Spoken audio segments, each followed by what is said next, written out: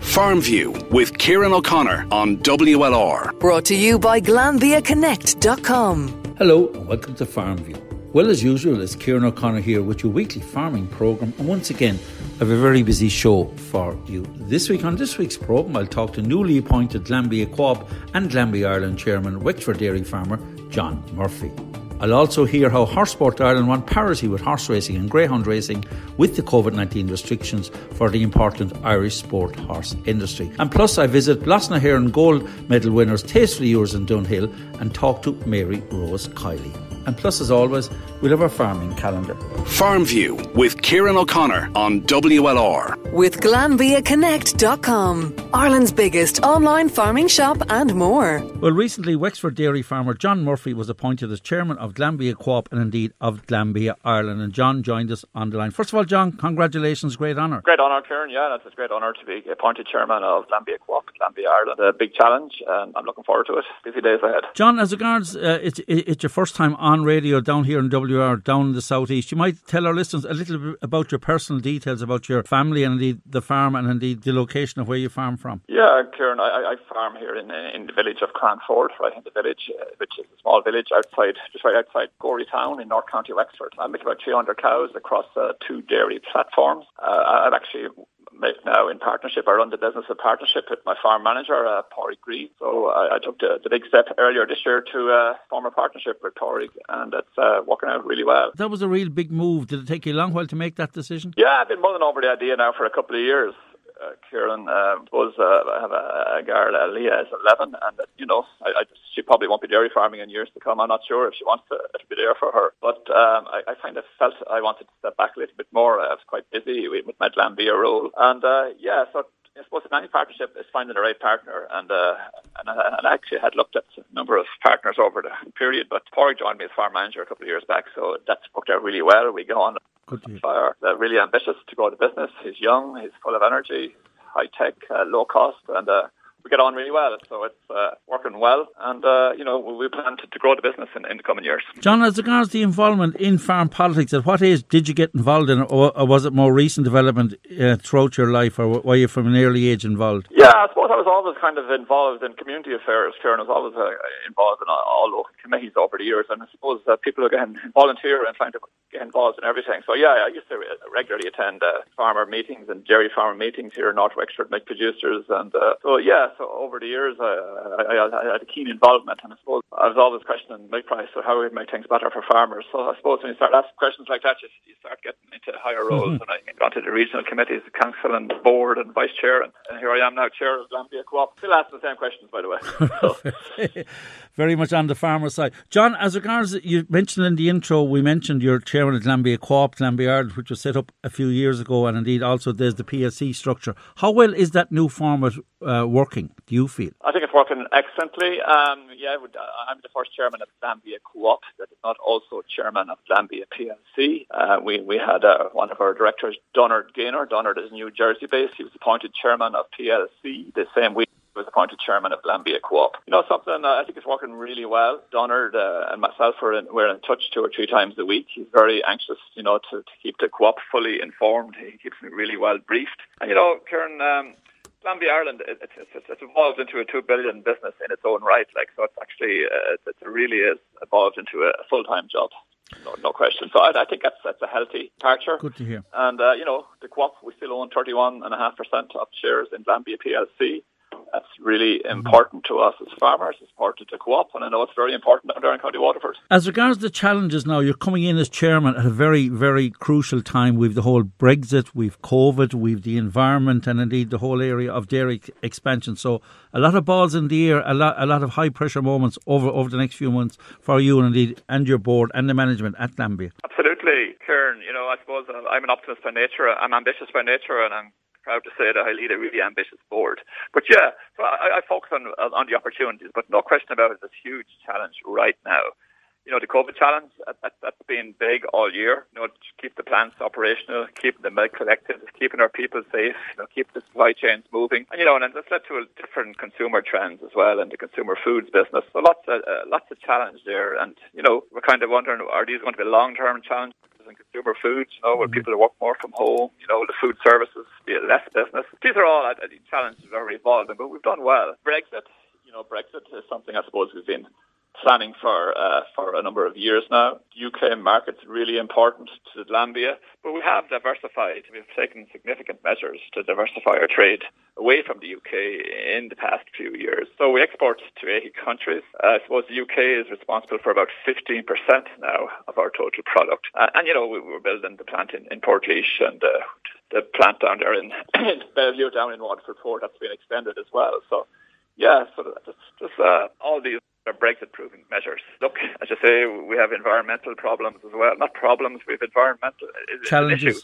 I wouldn't call it a problem at all. But there's more and more concern at the consumer level about how our food is produced. And I think, in fairness, we have a really good story to tell here, especially, here in the catchment area that we operate in. We have an excellent soil type with an excellent climate. I think it's the best catchment area in the world to produce milk. We're family farms. The average size in Glanbia is about 85 cows. And I always argue, farmers are environmentalists. They always embrace new ways of doing things and new asks. And look, there's probably some work to be done here and there, but in general, we're not in a bad place environmentally.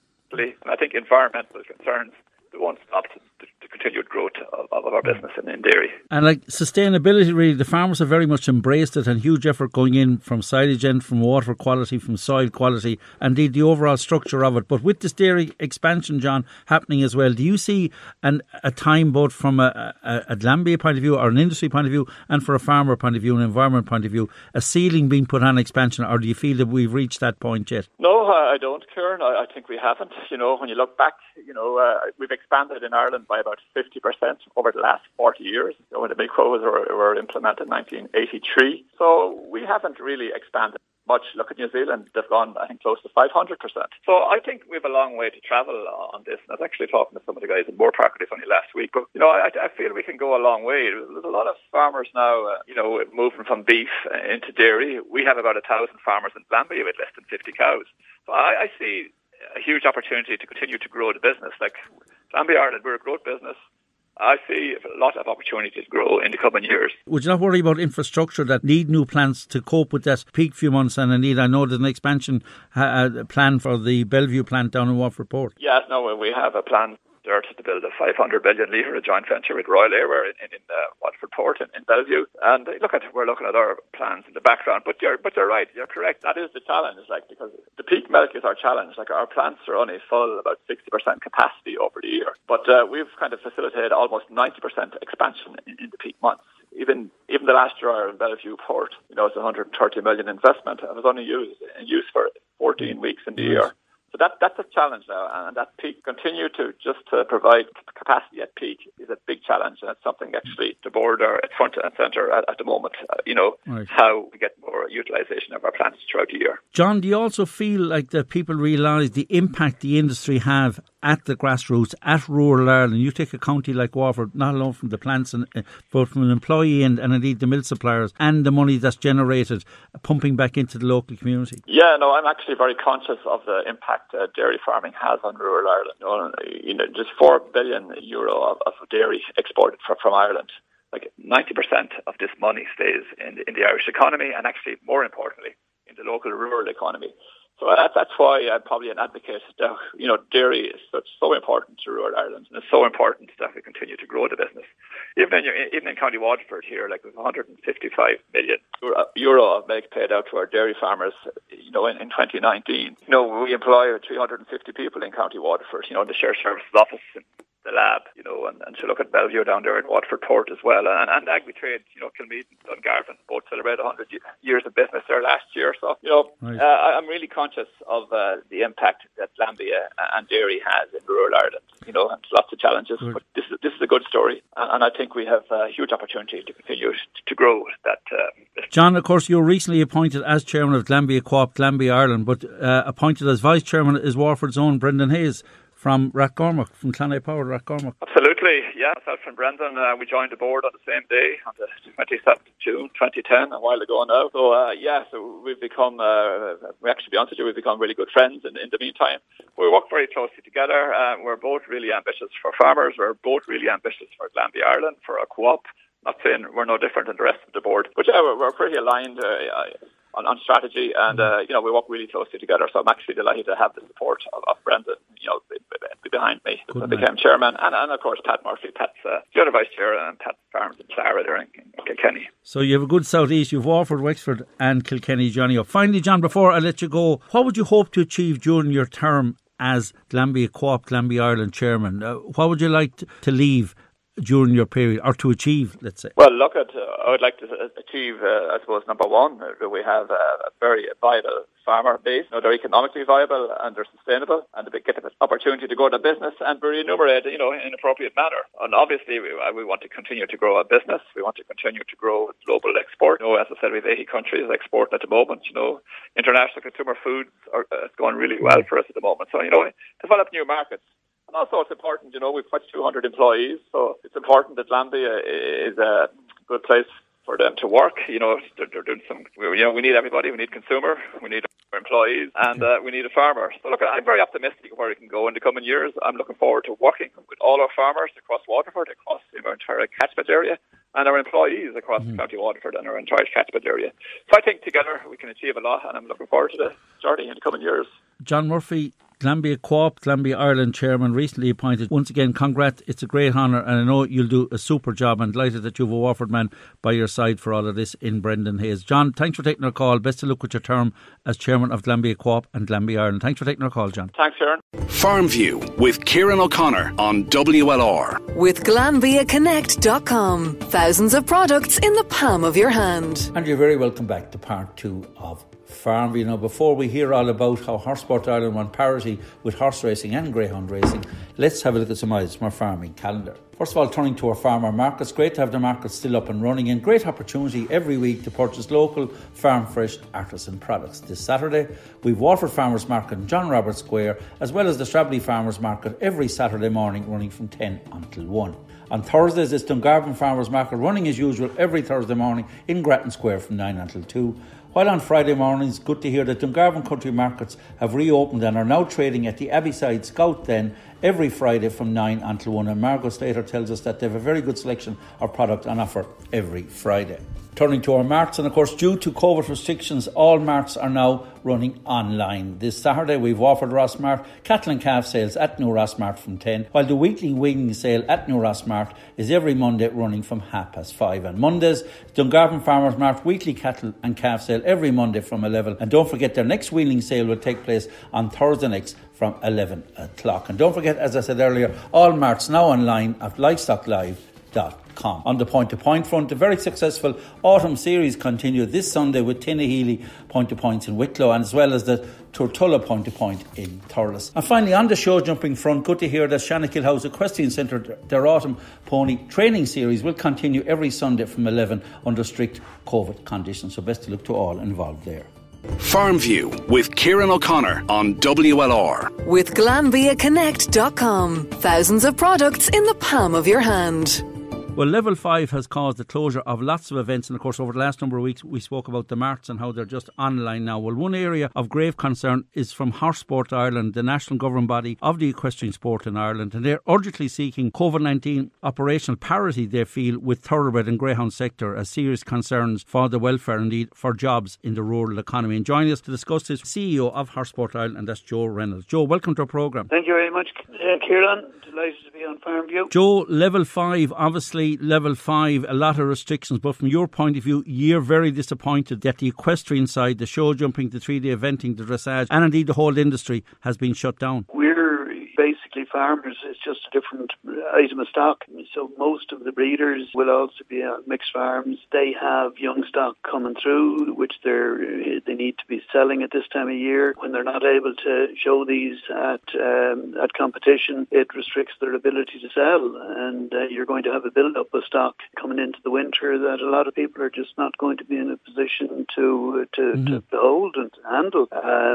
So we're seeing already at the lower end of the market, we see foals been advertised for 100 to €250, less than a pup. Right. I mean, where does that end up? Joe, as regards the industry, the Horse Sport Ireland industry, you might tell our listeners about the amount of money that it contributes to the economy, the number of people involved, and indeed the number of horses that we're talking about across Ireland. It's a large industry, but little known. When you compare us to, say, greyhounds or horse racing, they're single sports.